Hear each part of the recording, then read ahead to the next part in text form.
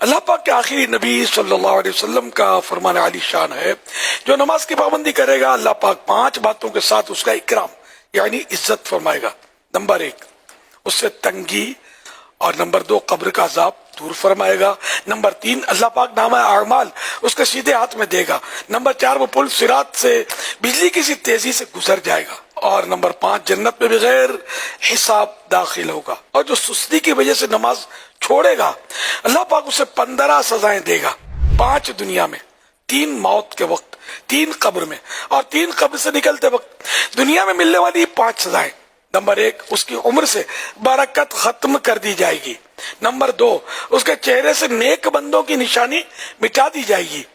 Number 3 اللہ پاک اسے کسی عمل پر ثواب نہ دے گا۔ نمبر 4 اس کی کوئی دعا آسمان تک نہ پہنچے گی۔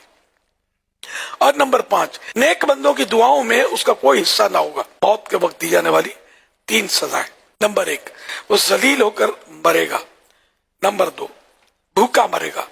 اور نمبر 3 پیاسا مرے گا۔ اور اگر اسے دنیا بھر کے سمندر پلا دیے جائیں پھر بھی اس کی پیاس نہ بجھے گی۔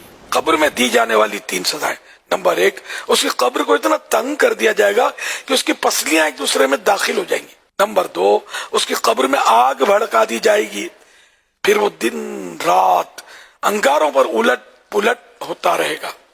اور نمبر 3 قبر میں اس پر ایک اژدہا یعنی بہت بڑا سانپ مسلط کر دیا جائے گا، جس کا نام الشجاع الاقرع یعنی گنجا سانپ ہے۔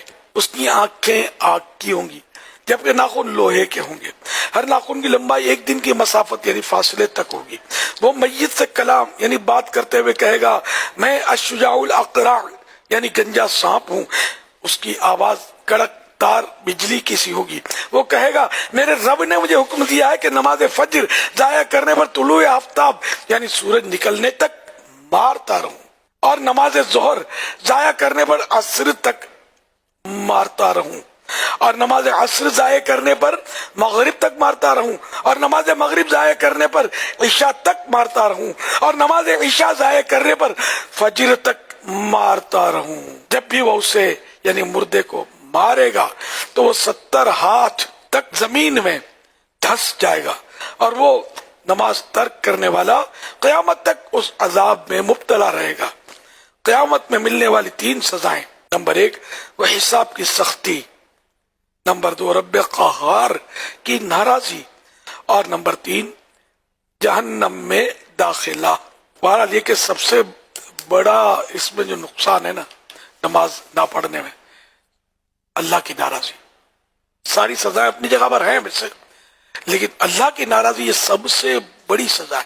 اگر کوئی اس پر غور کر لے تو، اور ہمیشہ مطلب یہ ذہن میں رکھے، وہ گڑگڑاتے رہیے اللہ کی بارگاہ میں کہ یا اللہ تو راضی رہنا، مولا تو راضی رہنا، تو ناراض نہ ہونا۔